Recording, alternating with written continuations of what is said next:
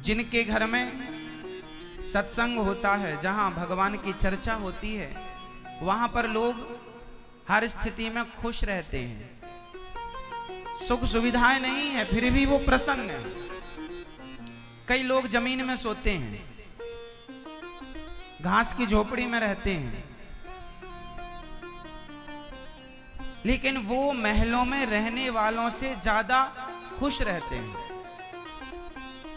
आपने देखा कुछ लोग जमीन में सोते हैं, सोने के लिए तखत भी नहीं है, पलंग गद्दा कुछ नहीं है बड़ा मोटा, जमीन पे सो जाते हैं। बोरा, बोरा जानते हैं, ये टाट फट्टी इत्यादि बोरा, उनको बिछाकर लोग बढ़िया गहरी नींद में सो लेते हैं। और आपको बड़े मोटे मोटे गद्दों में भी नींद नहीं आती। झोपड़ी में रहने वाले लोग भी हंसते मुस्कुराते खिलखिलाते नजर आते हैं, और तुम महलों में रहकर भी हंसते नहीं, मुस्कुराते नहीं, ठहाके नहीं लगाते। खुशी का पैसे से कोई लेना देना नहीं है। बोलो है? प्रसन्नता का पैसे से कोई लेना देना है? बोलो है? ऐसा है क्या कि पैसे वाला ज्यादा हंसता है और जिसके पास पैसा नहीं है वो कम हंसता है? ऐसा है क्या? पैसे वाला ज्यादा खुश रहेगा और पैसा नहीं है जिसके पास वो खुश नहीं रहेगा। कई बार क्या 90% पैसे वाले दुखी हैं।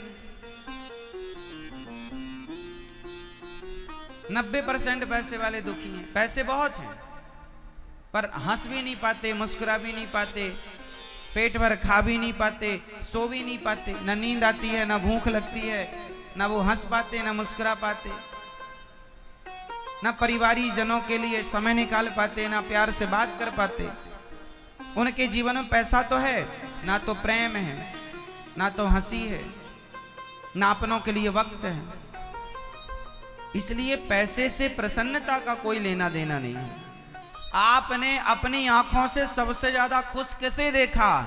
बच्चों को। जितने खुश बच्चे होते हैं, बच्चे रहते हैं, उतना खुश आपने किसी को इतना खुश नहीं देखा होगा जितने खुश आप जब बच्चे थे ना, तो आज से ज्यादा खुश तब थे जब आप बच्चे थे। हाँ या ना? थे? वो क्या हंसते थे आप, ठहाका मार मार के। छोटे छोटे बच्चे कैसे हंसते हैं? वो हंसते ही रहते हैं।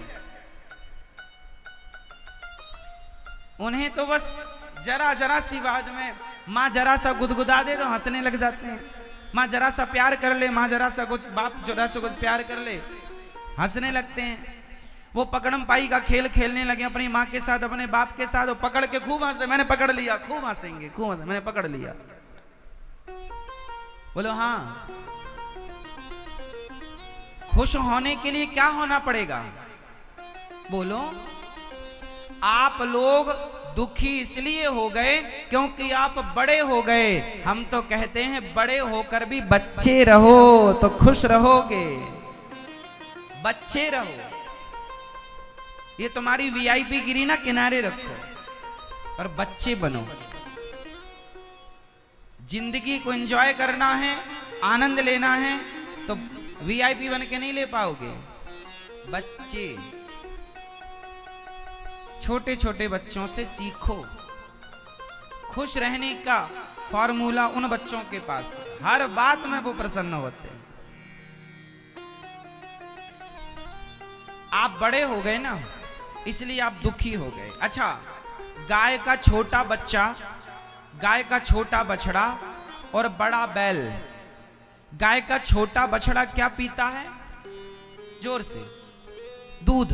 और वही जब बड़ा हो जाए तो क्या खाता है? भूसा। हरी घास ज्यादा दिन नहीं मिलती, भूसे से गुजारा करना पड़ता है। तो सुनो, छोटे बछड़े पय पिए, बड़े हों या भूस खाएं। छोटे छोटे बछड़े दूध पीते हैं और वही बड़े हो जाएं तो भूसे से लग जाते हैं। छोटे रहोगे तो दूध मिलेगा और बड़े बन जाओगे तो भूसा मिलेगा। इसलिए आप लोग भूसे से लगे हैं, इसलिए हंसी खुशी सब गायब है, भूसे से लग गए। छोटे रहेंगे तो खुश रहेंगे, प्रसन्न रहेंगे। इसलिए छोटे रहो। हनुमान जी लंका गए, बड़े बनकर गए, छोटे बनकर गए। हाँ, अति लघु रूप पवन सुत लयाऊं, मसक समान रूप कपीधरी।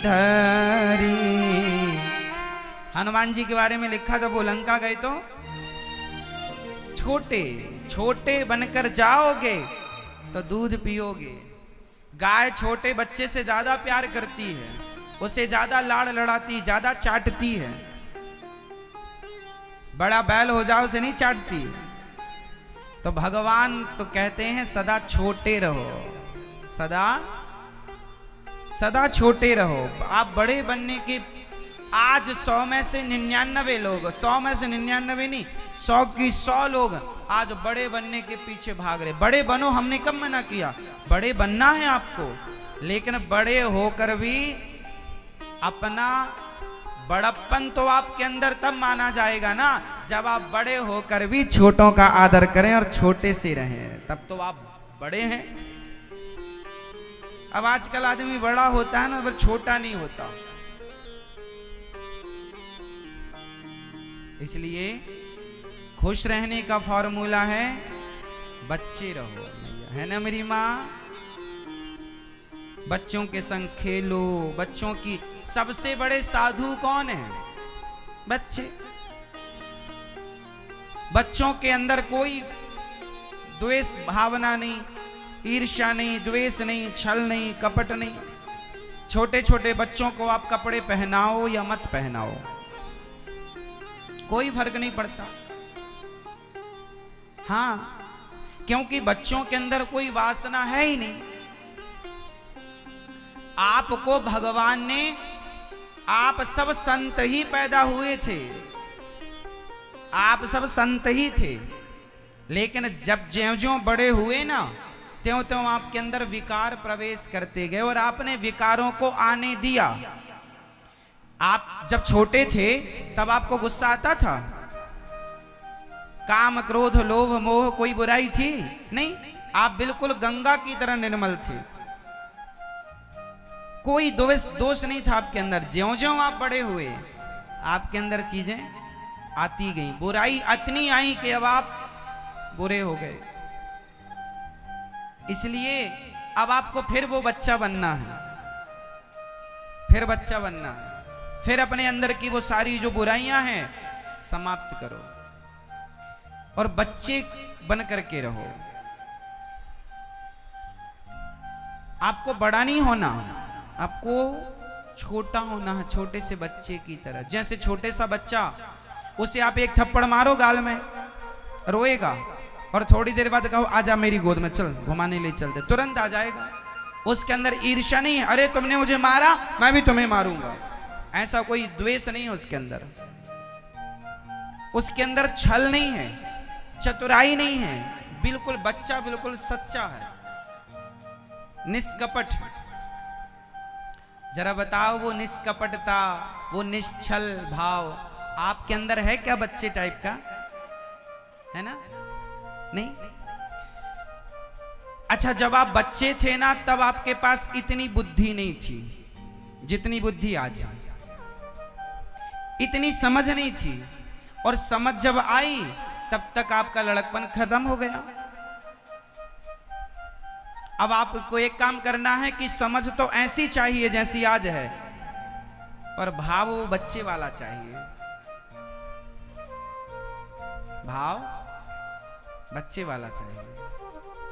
अब बड़े बड़े साधु, जब हमारे पास अक्ल नहीं थी तब हम कपड़े नहीं पहनते थे, छोटे से थे, कोई छल नहीं, द्वेष, तब हमें पता ही नहीं था कि भगवान क्या होते हैं।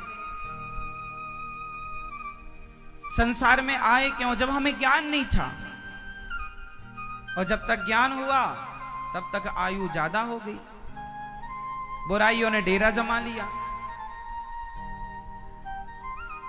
अब हम मन को वश में करते हैं, मन वश में नहीं होता। इसलिए आप लोग एक छोटा सा काम करो कि आपकी बुद्धि, आपका विवेक तो बड़ों की तरह हो, पर भाव बच्चों की तरह हो।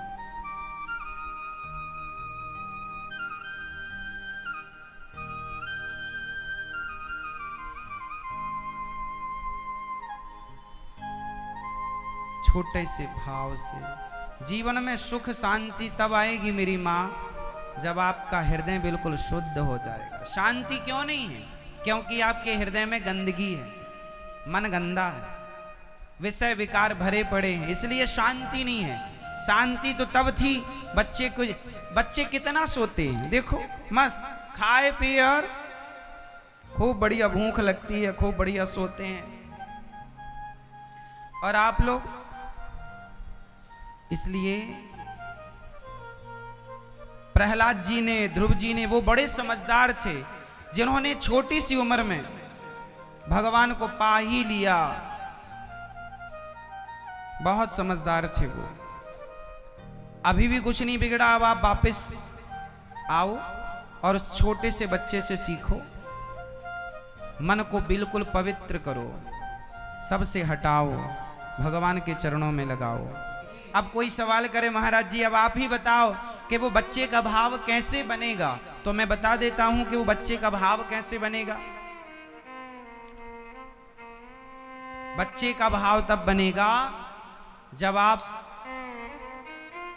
निष्काम हो जाएंगे। क्या हो जाएंगे? क्या हो जाएंगे? निष्काम। बच्चे की कोई कामना नहीं होती, बच्चा भी निष्काम होता है। और इसलिए हमारे यहाँ वेद पुराण गुरुजन बार बार कहते हैं, भगवान की भक्ति कैसे करो? कैसे करो? निष्काम। भक्ति कैसी होनी चाहिए मेरी माँ? जोर से, निष्काम, कोई कामना नहीं। हम भगवान से भी कामना करने लग गए हैं, इतने बड़े हो गए हैं कि हम भगवान से भी कुछ चाहने लग गए हैं। अच्छा, आप में से कितने लोग भगवान से चाहते हैं कुछ ना कुछ? कितने लोग हाथ उठाइए, कितने लोग भगवान से कुछ ना कुछ चाहते हैं? उठा लो हाथ जो चाहते हैं भगवान से। चाहते हैं? अच्छा, भगवान से तो आप चाहते हैं, क्या भगवान को चाहते हैं? भगवान से आप चाहते हैं, क्या भगवान को चाहते हैं? अच्छा, भगवान से चाहना श्रेष्ठ भाव है या भगवान को चाहना श्रेष्ठ भाव है? कौन सा इन दोनों विचारों में श्रेष्ठ विचार कौन सा है? भगवान से चाहने वाला या भगवान को चाहने वाला? हाँ, भगवान को चाहने वाला।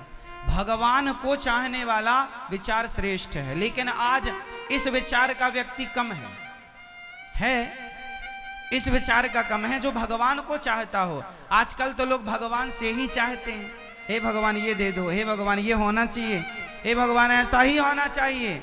हाँ, 1 किलो लड्डू चढ़ाएंगे हम, हे भगवान बहू के बेटा हो जाए, 2 नारियल तोड़ेंगे और 11 रुपए भी चढ़ाएंगे।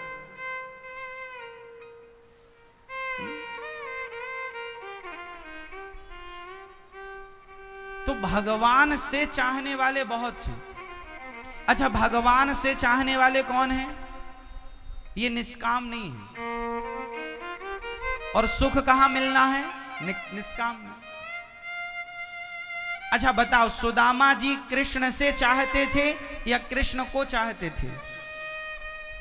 जोर से। सुदामा जी कृष्ण से चाहते थे या कृष्ण को? कृष्ण से चाहते तो वो मांग लेते कि हे कन्हैया मुझे ये दे दो। पर सुदामा जब द्वारिका गए तो सुदामा कृष्ण से कुछ लेने नहीं गए, अपनी हैसियत अपनी औकात के अनुसार 4 मुट्ठी चावल देने के लिए गए थे कि प्रभु लाया हूं देने, लेने नहीं आया। तो वो कृष्ण से नहीं चाहते थे, वो कृष्ण को चाहते थे। मीराबाई कृष्ण से नहीं चाहती थी। मीरा ने कृष्ण से नहीं चाहा, मीरा ने कृष्ण से नहीं चाहा, उन्होंने कृष्ण को चाहा। और आज का आदमी कृष्ण से चाहता है कृष्ण को, राम से चाहता है राम को। सबरी माता ने राम से चाहा या राम को चाहा? जोर से। सबरी मां ने राम से चाहा या राम को चाहा? राम को चाहा। और आप राम से चाहते हैं या राम को चाहते हैं? वो तो आप अपने आप से पूछ कर बताइएगा। ये उत्तर आप अपने आप को दीजिएगा, हमें नहीं। हम क्या करेंगे उस उत्तर का? ये तो आप अपनी अंतरात्मा से पूछिए कि आप भगवान से चाहते हैं या भगवान को चाहते हैं।